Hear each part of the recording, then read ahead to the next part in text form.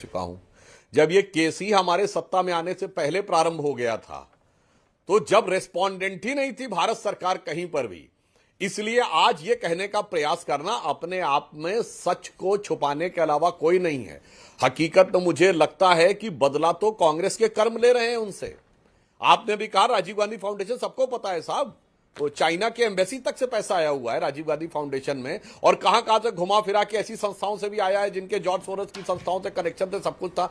मगर ये नवजीवन को, नेशनल हेराल्ड को, कौमी आवाज तो उर्दू का था साहब, उसको तो आप जीवन दान दे सकते थे।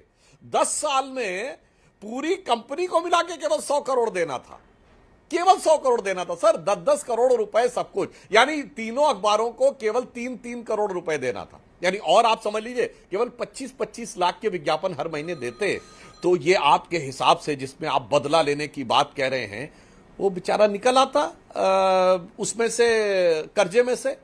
मगर बड़ी मजा, और आपकी सरकार रही। मैं तो सवाल पूछना चाहता हूं कांग्रेस के संगठन से, कांग्रेस की सरकार से, और इनके अनुसार नेहरू जी के द्वारा संस्थापित संस्था की लोकप्रियता से। भाई आपके इतने करोड़ों कार्यकर्ता हैं, अगर वही केवल अपने घर में नेशनल हेराल्ड, नवजीवन और ये कौमी आवाज खरीद रहे होते तो बिकने की नौबत आती क्या? पूछिए ना, आती क्या? यह दर्शाता है कि ना ये कहीं छप रहा था, ना ये कहीं चल रहा था, और जो हो रहा था उसे शायद दबाने का प्रयास किया गया हो। अन्यथा मुझे विश्वास है कि बहुत सारे गांधीवादी, नेहरूवादी ऐसे होंगे जिनके लिए 5 रुपए 7 रुपए का अखबार खरीदना कोई बहुत ऐसा नहीं कि पैसे बहुत लगने वाली बात होगी। मगर कृपया आप यही बता दें कितनी प्रिंटिंग होती थी इसकी, और कितनी प्रिंटिंग करने के लिए सरकार ने मदद दी थी। कुछ तो फैक्ट बता दीजिए, फिर बदले की बात करिए। अभय जी, ये डेटा मेरे पास आ गया है। ईडी की जो अभी तक राहुल गांधी से पूछताछ हुई है, 5 दिन में 50 घंटे से ज्यादा पूछताछ हुई। 13 जून 2022 को 10.5 घंटे, 14 जून 2022 को लगभग 11 घंटे, उसके बाद 15 जून को लगभग 8.5 घंटे, 20 जून को 12 घंटे और 21 जून को 11 घंटे। अब उनसे इतनी पूछताछ हुई थी, उसके बाद आप लोग बार बार ललकारते थे कि चार्जशीट कहाँ है। अब चार्जशीट फाइल की उन्होंने, और इस देश में तमाम केसेस जो है उनकी लंबी कानूनी प्रक्रिया चलती है, कोई पहली बार थोड़ी हो रहा है। नहीं, लंबी नहीं, सारे स्टोरियां देखी है कि लंबे समय तक इस मुकदमे को रोक कर रखा गया। अगर ये अभी भी चार्जशीट फाइल नहीं करते तो केस समाप्त कर देती कोर्ट। इनकी तो मजबूरियां थी। कोर्ट तो लगातार कह रहा था कि एविडेंस प्रोड्यूस तो करिए साहब आप। मैंने कहा ना, प्रोसिक्यूशन एविडेंस पर था, और मैं अगर मुझे बताया होता इस पर केस है तो मैं प्रमाण देता कि भारतीय जनता पार्टी एक अखबार निकालती थी, और भारतीय जनता पार्टी ने अपने उन पैसों से एक कंपनी में इन्वेस्टमेंट किया था, और ये इनकम टैक्स का एक अटल बिहारी वाजपेयी जी के समय लंबा मुकदमा चला। खैर आज उसका वक्त नहीं है, लेकिन मैं ये कहता हूं कि लंबे समय से आप अगर कोर्ट की प्रोसीडिंग्स देखेंगे तो रिकॉर्ड पर जज साहब ने कहा है कि सिर्फ केस को डिरेल करने के लिए तारीखों पर तारीख ले रहे हैं। मैं आज फिर कह रहा हूं, चार्जशीट को लगा देना का अर्थ यह नहीं है कि अपराध सिद्ध हो गया। चार्जशीट को सिर्फ मजबूरी में इन लोगों ने, क्योंकि एविडेंस नहीं है। आप देखिए कोर्ट के इतने 10 बरस का जो मुकदमा है उसमें लगातार कोर्ट ने यह कहा है। मैं कह रहा हूं ना, 2016 से प्रोसिक्यूशन एविडेंस पर लगा है, लेकिन ईडी कोई चार्जशीट प्रोड्यूस नहीं कर पाई थी। इनको यह भय सता रहा था कि ऐसा ना हो 2015 में जैसे खबरें आई थी कि क्लोजर फाइल हो गया, वैसे फिर कोर्ट एक तरफा फैसला ले ले। तो सिर्फ हमारी छवि को खराब करने के लिए, प्रतिशोध लेने के लिए कांग्रेस पार्टी से, राहुल गांधी जी से ये चार्जशीट फाइल। सुधांशु जी, एक छोटा सा जवाब देखिए, कांग्रेस पार्टी का इस पर क्या स्टैंड है।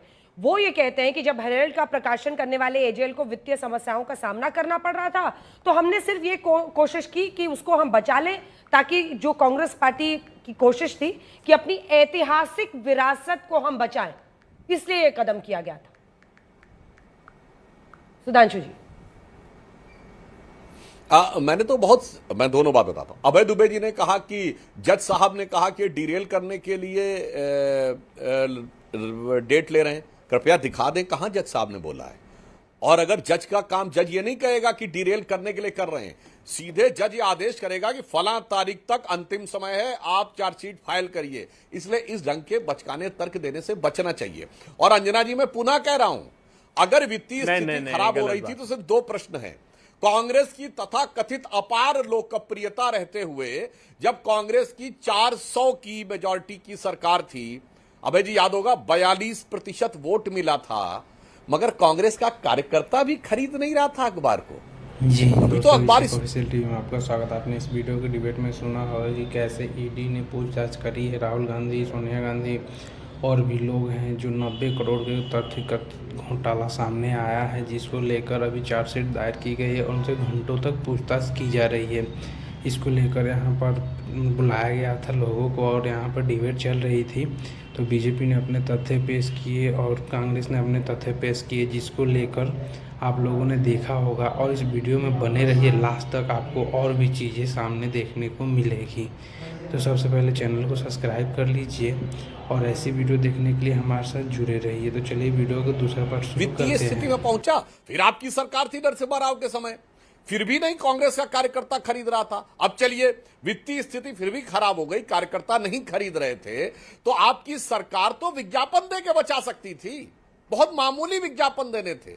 10 साल में 3 अखबारों को मिला के 100 करोड़ का विज्ञापन देना आपके लिए बाएं हाथ का खेल था भाई। सरकार के सूचना विभाग तो छोड़िए, आप तो किसी उनसे भी करके दिलवा सकते थे, एजेंसी से। उस समय प्राइवेट कंपनियां बड़ी बड़ी 2G स्कैम फलाना वाला, और वो राडिया टेप में भी आता था। बड़े बड़े बिजनेसमैन कहते थे कि ये कांग्रेस पार्टी तो अपनी दुकान है, उसी दुकान से कहते थोड़ा सा कम से कम एडवर्टीजमेंट ही दे दो मेरे उसको, ये तो स्वतंत्रता संग्राम सेनानियों का है। ये साफ दर्शाता है कि आप स्वतंत्रता संग्राम के सेनानियों की जो भावना से जुड़ी हुई, क्योंकि प्रशांत भूषण जी ने भी ये कहा था, याद करिए, शांति भूषण जी, प्रशांत भूषण जी के पिताजी, कि उनके पास भी एसोसिएटेड जर्नल के शेयर्स थे आजादी से पहले के जमाने के, जो उन्होंने केस में लगाए भी थे कि ये सारे शेयर होल्डर्स कहां हैं, इनको क्या मिला, बगैर इनसे पूछे हुए कैसे ट्रांसफर हो गया। दर्शकों को याद दिलाना चाहता हूं, शांति भूषण जी कोर्ट गए थे कि जो शेयर होल्डर्स थे और जो आजादी के पहले के जमाने में, नेहरू के जमाने तक के शेयर होल्डर्स थे, उनकी कंसेंट के बगैर ट्रांसफर कैसे हुआ। बहुत लूप होल हैं, इसीलिए दर्शाते हैं केवल सत्ता पे कब्जा करने के लिए। और आपने कहा भारतीय जनता पार्टी अखबार निकालती थी अटल जी के जमाने में, हमारी सिर्फ एक पत्रिका निकलती थी जिसका नाम कमल ज्योति था, कोई अखबार भारतीय जनता पार्टी की तरफ से नहीं निकलता था। इसलिए मैं कह रहा हूं, आज यह दिख गया है कि कांग्रेस भ्रष्टाचार करने के मामले में सिर्फ सरकार ही नहीं, राज्य सरकार ही नहीं, अपनी पार्टी ही नहीं, अपने स्वतंत्रता संग्राम के सेनानियों की विरासत को भी भ्रष्टाचार के लिए बाकी नहीं छोड़ती थी। यह आज साबित हो गया।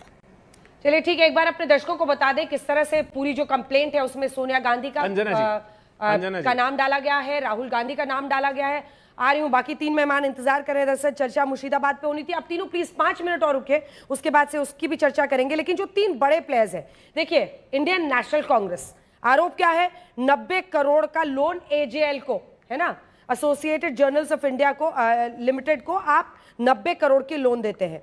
एसोसिएटेड जर्नल्स लिमिटेड जो है, the company that publish the national Herald newspaper, owned vast real estate, जिसका बड़े बड़े जो बिल्डिंग्स है, रियल एस्टेट है, उसमें बहुत बड़ा इन्वेस्टमेंट था। अब यंग इंडियन प्राइवेट लिमिटेड को लेकर ये पूरा बखेड़ा है ना, जिसको लेकर आपको अभय दुबे जी जवाब देना चाहिए, क्योंकि इस कंपनी को अगर आप देखिए, तत्कालीन कांग्रेस महासचिव राहुल गांधी कंपनी के डायरेक्टर थे। 38% शेयर राहुल गांधी और सोनिया गांधी के नाम पर थे। बाकी जो 34% शेयर्स हैं वो मोतीलाल वोरा, ऑस्कर फर्नांडिस, पत्रकार सुमन दुबे, कांग्रेस नेता सैम पिट्रोडा के पास थे।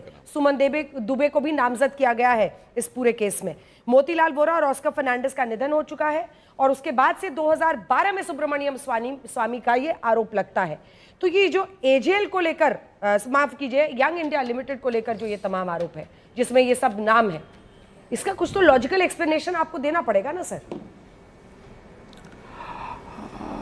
हाँ, तो आज सेक्शन 25 कंपनी एक्ट 1956 बता दीजिए क्या है।